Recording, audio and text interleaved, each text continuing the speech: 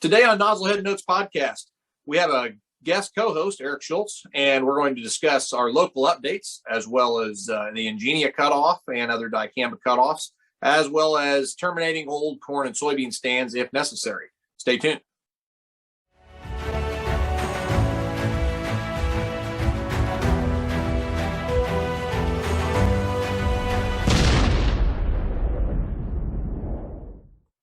Hey, Eric, welcome today.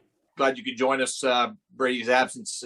He's out of the office today, and thought we would continue to keep up with our audience here. So how you getting along? Oh, not too bad here up in southern Minnesota. Thanks for having me on again. Glad to fill in for Brady just a bit. But it's been a decent last couple of weeks since the last time I was on the podcast. We've gotten a lot more in the ground, and we've gotten a lot more to get out of the ground too.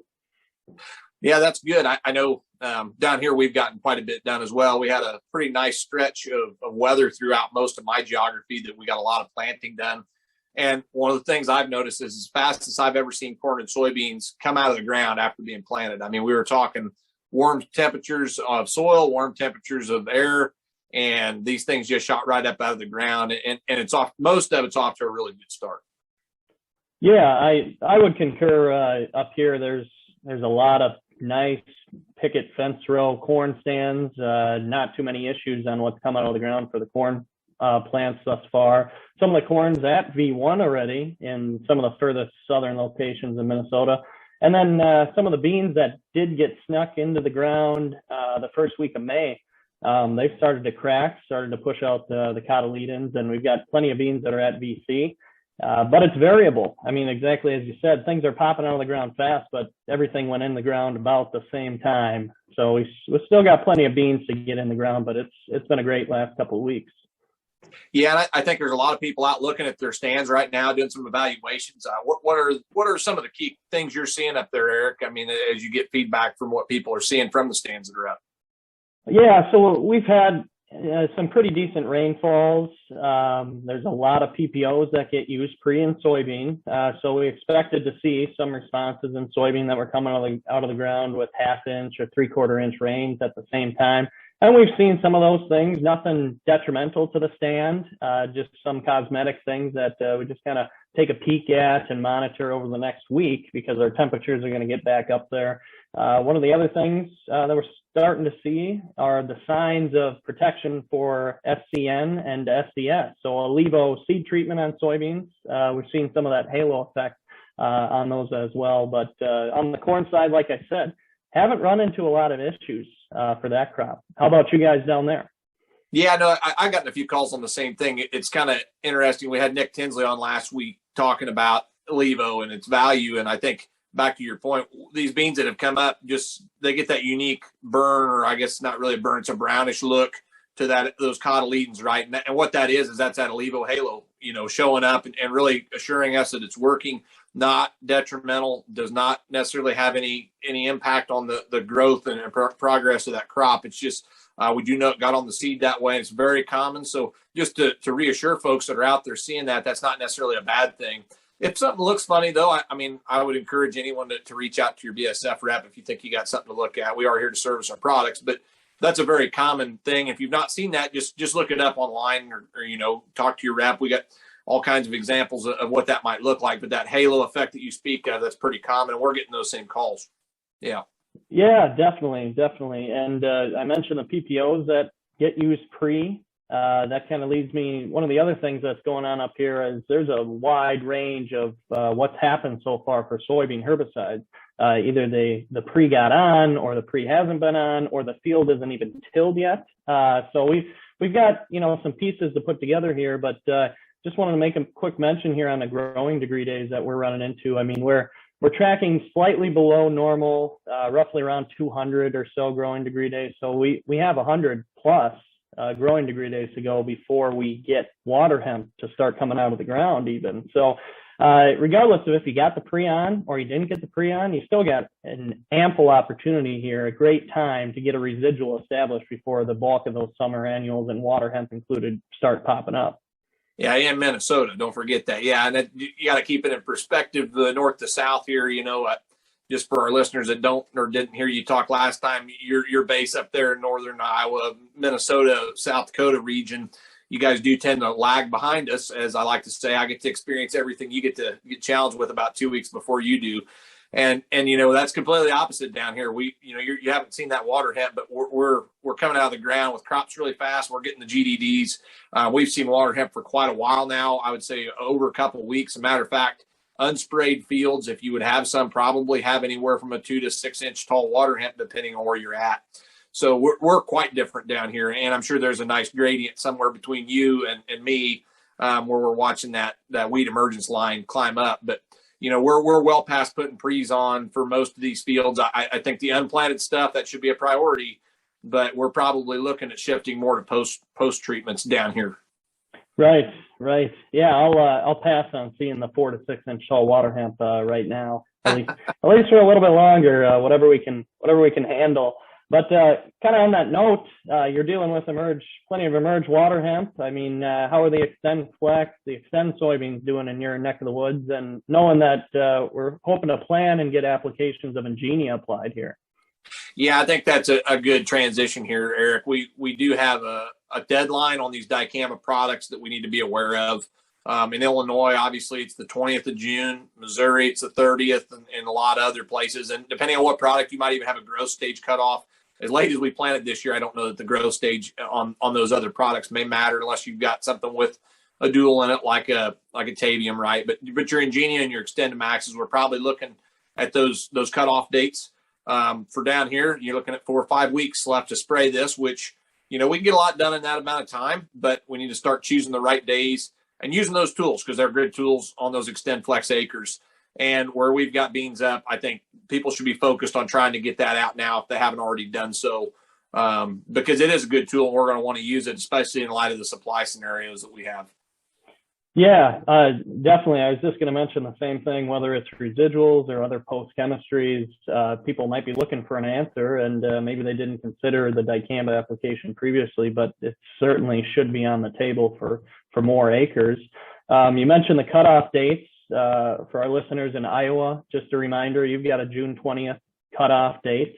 Up here in Minnesota, my neck of the woods, we have a June 12th cutoff date south of Interstate 94. And then we also have an 85-degree temperature cutoff as well. So we look at the calendar, and it doesn't take long to realize that we're either going to be coming back quicker than usual with the post, or we're going to try and turn the time period between now and June 12th into one application, whether that's Dicamba going post or just get a solid pre on the acre and then go to an alternative after June 12th. So excellent reminder there on those cutoff dates, something we got to keep in mind on Extend Flex and the Extend soybean acre. Yeah, and good thing you mentioned that temperature restriction too, Eric. Those folks listening in Illinois would also have a temperature restriction. I did forget to mention that. But yeah, so one thing real quick before we kind of transition to a good comment that you made is just everybody, if you're going to go use Dicamba products, I think now's the time to figure out how to get them on your acre, but go review all those application guidelines. We know it's a little more tedious to spray because it's got more rules to follow, but it's a good time to refresh yourself, especially with this rain spell we've got maybe coming in. Go refresh that before you go really get hitting that heavy. I do want to go back to a comment that you made though, Eric, is I think people that haven't sprayed anything that may try and turn some of these acres into a one pass, kind of the risks and rewards around that, because I too am fighting that, whether it's an E3 acre or an Extend Flex acre. Beans got it up on us. Now we're switching to an Oxen plus Zidua or some sort of Group 15 combination. And I've got a lot of questions, people dialing those post, residual rates up, trying to do a one shot.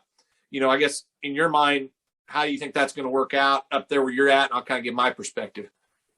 Yeah, it's certainly something we're fighting, I will say. Just a lot of interest in doing that on those acres that are up without the pre.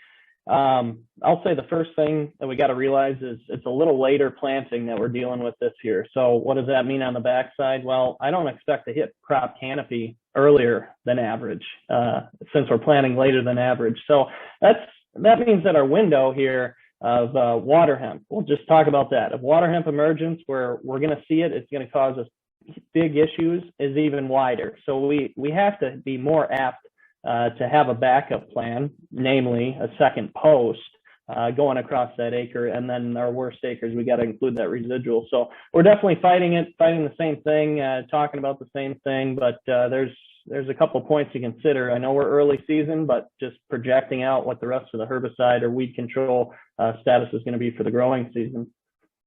Yeah, I agree. I think even though we're a little later planted, any sort of a one-pass program down here, especially with knowing how aggressive water hemp is, we get it, I think, a little differently than you do. It comes up thick and it emerges for a long time. A one-pass program may work, but I think it's got a higher level of risk involved. And that's what I always tell folks is we can go out now and crank that rate of residual up and try and make it to crop canopy. I think we're going to get to crop canopy a little faster just because our soybeans tend to get there a little sooner. We're narrow row soybeans for the most part down here. So maybe that changes some of my recipe. But all in all, 90% of the time, most of us were already planning on a 2-pass. So I would encourage everyone to consider that being your plan. If you want to crank that front rate up and risk not trying to come back, you can. But at the end of the day, if we start to see emergence, it's really the right thing to do to come in with that second pass anyway. So it's a risk reward game. If we get the right weather on it, these one pass adjustments may work for you. I just think it's significantly more risky than trying to stick with that two pass post if those beans were already up. So my encouragement would be is let's make an adjustment on our front side. If we had to go from Zidua Pro to an Ingenia Zidua, for example, or an Enlist Zidua, we can make that adjustment and then just continue with our second post pass, maybe just a week or so later than we would have normally done it. But that may be a more successful strategy overall, especially if that was already our plan. Yeah, certainly. I like your comments there. Just kind of view it as it's a whole picture, and you got to assess the risk that's involved. And yeah, getting across the acre once feels really good, even when you miss the pre. But I'll tell you, having a second pass behind that really good feeling first pass feels just as good to know your beans are going to be clean then by the time you hit canopy. That's right. I want to transition real quick here because we're coming up on time. And I do have one other topic I'm getting a lot of questions on, and I don't know if you get this one or not. But we've had some corn stands down here that went in really early. They fought through a cold snap, sat in the ground a long time, and now they're coming up maybe less than what people want. I've heard things all over the board. And this isn't the stuff that just most recently got planted. These are some earlier stands, and people are trying to get rid of it and start over. We know there's a gramoxone shortage. And so while gramoxone, metribuzin, or Syncor would have been a good option sometimes to help terminate those stands, obviously Select has been used, but you got to wait 6 days. I get a ton of questions on what else is there. And so I get a lot of questions on Liberty right now. I think Liberty is somewhat adequate if you don't have that stacked trait. But remember, it's a contact product, so there's a sweet spot there that you can hit and make it work. And then the other one I get asked about is the sharpened products, and boy, that's not going to be a good option, Yeah, and you haven't run into the same things this year up here, but certainly in past years it has come up, and you're exactly right. I mean, sharpen might be contact like Liberty, and we got to have that growing point out of the ground to do any damage, but what would you say that damage consists of that you have seen? Yeah, and I'll just say, back to that point, even though it's a contact product, it's not going to work in the same way that Liberty is. So even if it burns the leaves a little bit, it's not an adequate way on corn or soybeans to terminate a stand. And it's a little odd because we talk about once emergence is up, we got to stop spraying it. That's just because it's the level of acceptance that you have on how much crop injury you want, right? Once we get it up, we know it can cause considerate amount of damage to the crops if you spray them after they're emerged. But it's not necessarily enough to take the entire stand out. So there's a lot better options. And I think if we go out trying to terminate stands of corn or beans using sharpened-based products, we're going to still have a lot of stand left out there that's more turning into a weed, right? We burn it off, but we're not going to kill it. And so I guess I just wanted to throw that out as a call out. You guys may not be fighting that issue up there, but that's one that I've gotten several calls. And I just caution against it. Using the sharpened piece of it. We want to think of things like Select Field Cultivator, even if you can. That's probably the most effective if you got one of those dialed in. And then gramoxone, Syncor, other combinations. But sharpen's typically not my lead. Mm-hmm. And to your point, I mean, we think about what we've seen in the last month. I mean, there's plenty of corn that got in the ground across the Midwest early, and there's been some good rain and some cold temperatures, cold soils. So I'd say very applicable across the board. Yeah. So with that, kind of some closing comments here, Eric, as I look forward, I think we got a little bit of a wet spell coming in down here. What's the weather forecast look your way? Oh, 1, maybe 2 days of rain. Looks pretty substantial, 3/4 of an inch to an inch. So hopefully not looking at too many acres that are without a first herbicide application, but I think we'll still have a little bit of time after that to get it out. And corn post timing's going to be here before we know it. That's right. So next time we talk to you on Nozzlehead's podcast, we'll probably be seeing you after a little bit of rain throughout most of the Midwest, and we'll talk about what's top of mind then. So thanks, everybody, for listening. Like and subscribe to the Nozzlehead's Notes Podcast.